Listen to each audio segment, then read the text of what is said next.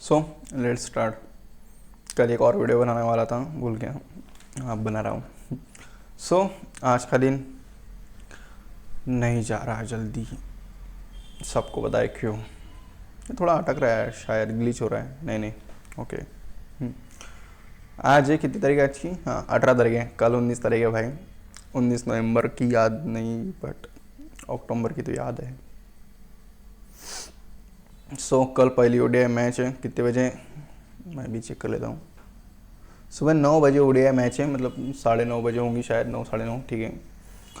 तो फिर कल का मुकाबला कौन जीतेगा वो तो छोड़ दो, पर कर हाँ वो तो जीता, मतलब वो तो कट्टर का मुकाबला, एकदम कांटे का मुकाबला है।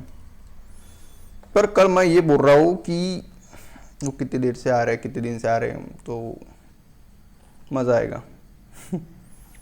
और दूसरी बात ये कि रोहित शर्मा के बड़े रन आने वाले हैं, गारंटेड गारंटेड। मुझे ये बात मैं इसलिए बोल रहा हूँ कि यार वो जो रोहित शर्मा दिख रहा है वो 2019 वाला दिख रहा है। और 2019 में रोहित शर्मा ने वर्ल्ड कप में क्या किया था वो सबको पता है। देखते हैं क्या होता है। आई होप एक दो तगड़ी पारी चाहिए। अगर ये 3 मैच की ओडीआई सीरीज, मतलब मैं बहुत ही ये कर रहा हूँ, सोच रहा हूँ, पर मुझे सोचना नहीं चाहिए, पर एक ऐसा विचार जो रियलिटी में आ जाए, उसकी ये सीरीज 500 रन की जानी चाहिए। ये सीरीज 3 मैच की, 3 ओडीआई की 500 रन की जानी चाहिए उसकी। फट जाएगा मीटर, सब कुछ सब फट जाएंगे।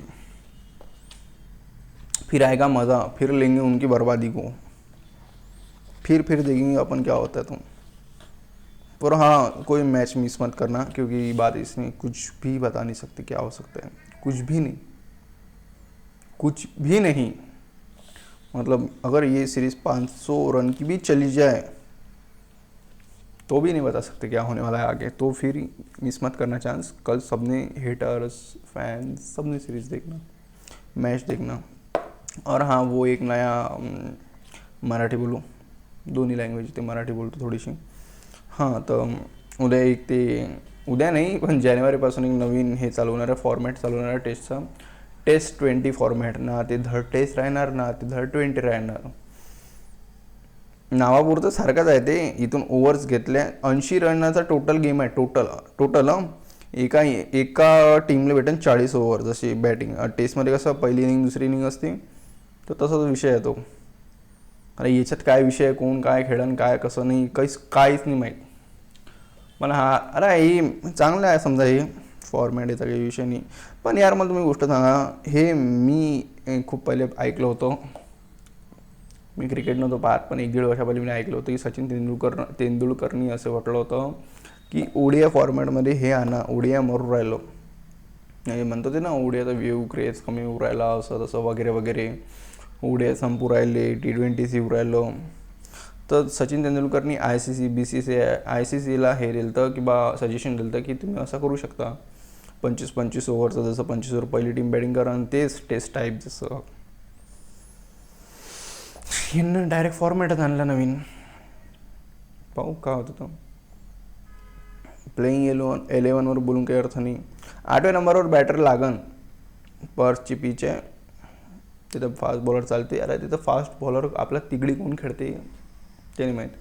यार तुम्हाला माहिती आहे का, सगळे जण म्हणून राहिले हर्षित राणा. म्हणजे मी आहे त्याच्यात म्हणणारा, त्याचा काही विषय नाही आहे. किंवा या प्लेअरमध्ये असा कोणता टॅलेंट आहे. हां ठीक आहे, मी म्हणतो टॅलेंटेड आहे की 6 फूट 2 इंच हाईट आहे त्याची, ओव्हर्स खूप टाकू शकते, विकेट टेकिंग बॉलर आहे. तो ग्रूम केला तर बरोबर ग्रूम होते. सगळं असेच ग्रूम होतात, त्याचा काही विषय नाही. बुमराही असा ग्रूम झाला, सिराजही असा ग्रूम झाला, सगळं असेच झाले. हे चुकू शकते बा माझं म्हणणं की बुमरा असा ग्रूम झाला, सिराज असा ग्रूम झाला, पण बॉलरची सुरुवात तर हेच असते ना.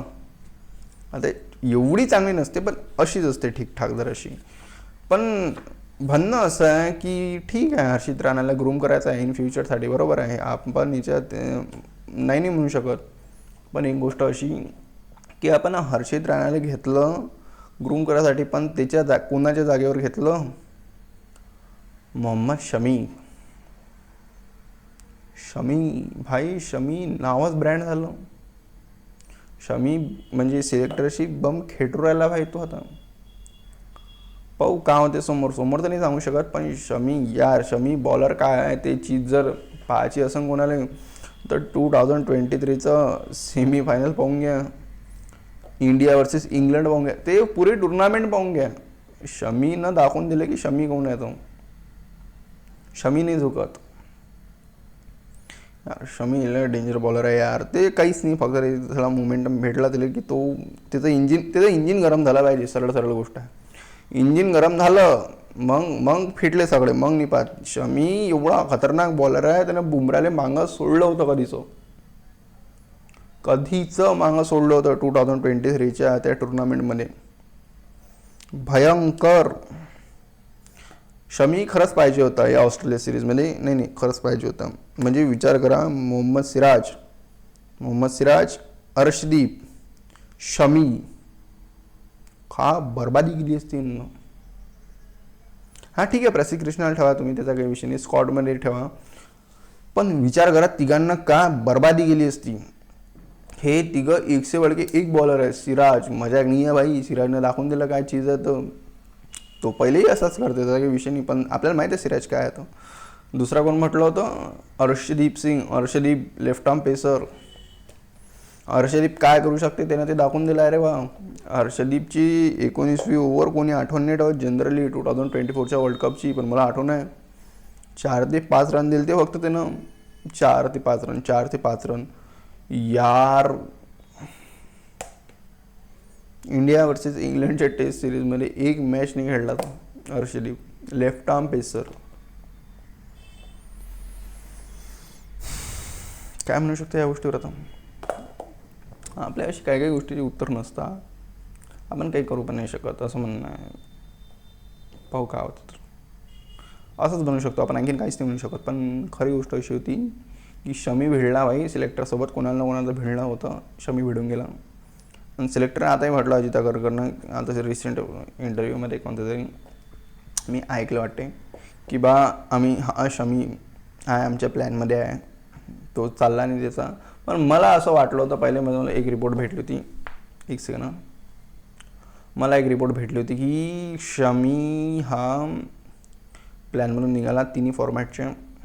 आता कधी म्हणजे तो ड्रॉप झाला परमनंटली, असं मी ऐकलं होतं. पण आय होप सो हे जे मी पहिलं ऐकली गोष्ट आहे की तो तिन्ही फॉर्मॅटवरून ड्रॉप झाला, ते खोटी असावं यार. हां ठीक आहे, T20 नाही द्यायचा असेल, इट्स ओके, त्याचा काही विषय नाही. T20 द्यायला पाहिजे म्हणा, त्याचा काही विषय नाही. तो बॉलर लेजेंडरी आहे यार. बुमरा लेजेंडरी म्हणजे सगळे लेजेंडरी म्हणतात, मग राहिलं काय. कसं आहे माहिती आहे का, इंडियामध्ये म्हणजे आपल्याला लेफ्ट आर्म पेसर खेळायला का जमत नाही का काय म्हणा यार. लेफ्ट आर्म पेसर इंग्लंडच्या पिचवर नाही खेळत तर मग कुठे खेळन. Mitchell Starc, Arshdeep Singh Mitchell Starc आहे असं नाही म्हणत, पण तो अर्शदीप सिंग कमी नाही आहे म्हणणं हे आहे. अर्शदीप सिंग कमी नाही आहे. अर्शदीप सिंग 3 ते 4 वर्षात तो हायेस्ट विकेट टेकर बनला T20चा इंडियाकडून. किती खतरनाक गोष्ट म्हणा आता. तरी आपण त्याला भावने देऊ राहिलो म्हणजे ते तर. आता आय होप सो की हे खेळावं तरी सही, अर्शदीप सिंगनं तरी खेळावं याच्यात, नाही तर मग तर वांदे आहे भाई, मग खतम आहे विषय, मग काही नाही राहिलं. जर तिथं प्रसिद्ध कृष्णा, राणा आणि सिराज खेळले तर अरे यार बॉलरमध्ये पोटेन्शियल आहे, पण हर्षित राणाला यार डायरेक्ट स्क्वॉड म्हणजे प्लेइंग 11मध्ये. अर्शदीप सिंग नावाचा खिलाडी तुमच्या इथं बेंचवर बसलेला आहे आणि राणा खेळू राहिला यार. एक सेकंड पाणी पे तुम्ही, ताणच लागतो, 1 मिनट. सो आगे हाँ, तो अपन बात कर रहे थे यार प्लेइंग 11 की. एक बार बात कर लेते, एक बार, मेरा मन नहीं मान रहा थोड़ा. 8वें नंबर पे बैटिंग तो चाहिए अपने को, वो तो है कुछ जरा सा है अपना वो. तो नीतीश कुमार रेड्डी भी खेलेगा. मराठी बोलतो यार जरासं बरं वाटते. नितीश कुमार रेड्डी खेळन आणि वाशी खेळन. गिल, रोहित, विराट, अय्यर. 5-6 नंबर अक्षर आणि के एल टिटन. समजा हे दोघं 5-6, के एल 6व्या नंबर पकडून घे सध्याचा. 7 नंबर मग नितीश कुमार रेड्डी. 8व्या नंबरवर वॉशिंग्टन.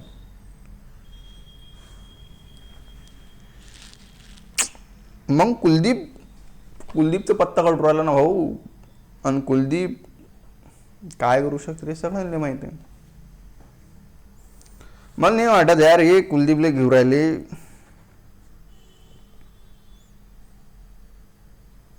मला नाही वाटत कुलदीपला घेणार आहे. पण खरं माहिती आहे का मी म्हणजे मला वाटतं की बा कुलदीपला घ्यायला पाहिजे. कुलदीप यादव यार सरळ स्पिनर 3 होऊन जातील मग आपल्याविषयी.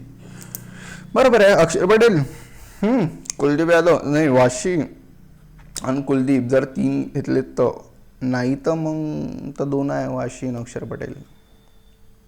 मग ओव्हर कशा चालला जसं आपण 1 मिनिट बॉलर पाहून घेऊ. सिराज तर फिक्सच आहे. ठीक आहे.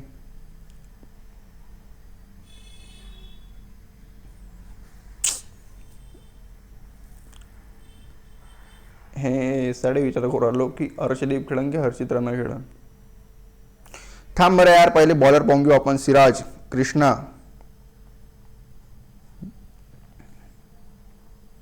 हर्षित राणा,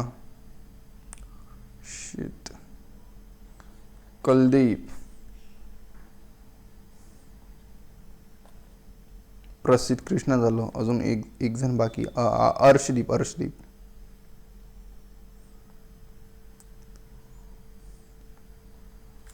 ठीक आहे. 1 2 3 4 5 प्रॉपर बॉलर आहे आपल्यापाशी. प्रॉपर स्पिनर, फास्ट दोघे.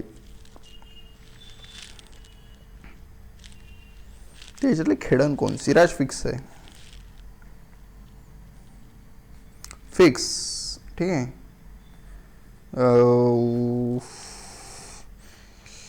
या गेम या दोघां-तिघांपैकी आहे. 1 2 3 कृष्णा, हर्षित आणि अर्शदीप या तिघांपैकी गेम आहे. आणि जरी फास्ट बॉलर जास्त चालतात रे पार्थमर. हे म्हणून मला प्लेइंग गेलो म्हणून जिवार येते. कारण कसं माहिती का, आपण बनवून घ्या, मेहनत करू, विचार करू, हे करू, ते करू, स्टॅट वगैरे वगैरे वगैरे वगैरे. एक जण येईन तो त्याच्या मनाची लावा, विषय का तर.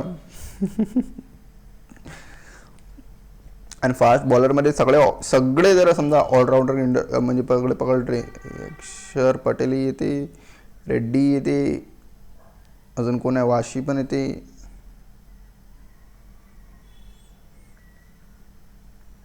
रेड्डी बॉलर म्हणून तर खेळणार नाही, तिथं विशेष नाही. अक्षर पटेल म्हणून बॉलर म्हणून तरी तो तरी खेळून घेणार.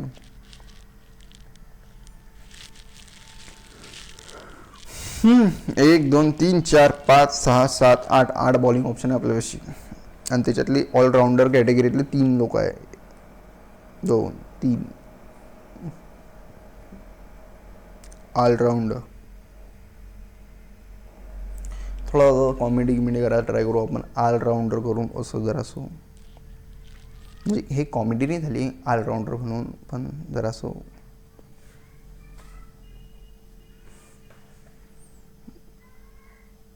स्पिनर किती हे यार 2-3 प्लेइंग 11 बनवावं लागणार. मग कधी समजेल ते काय विषय आहे. तर जर वाटत असेल तर बनवू 2-3 प्लेइंग 11. आणि यार एक गोष्ट सांगू का, आता ही गोष्ट इम्पॉर्टंट नाही म्हणतायत, पण एवढं यार ठीकठाक इम्पॉर्टंट आहे रे भाई. माझ्यासाठी इम्पॉर्टंट आहे, आपल्यासाठी इम्पॉर्टंट आहे.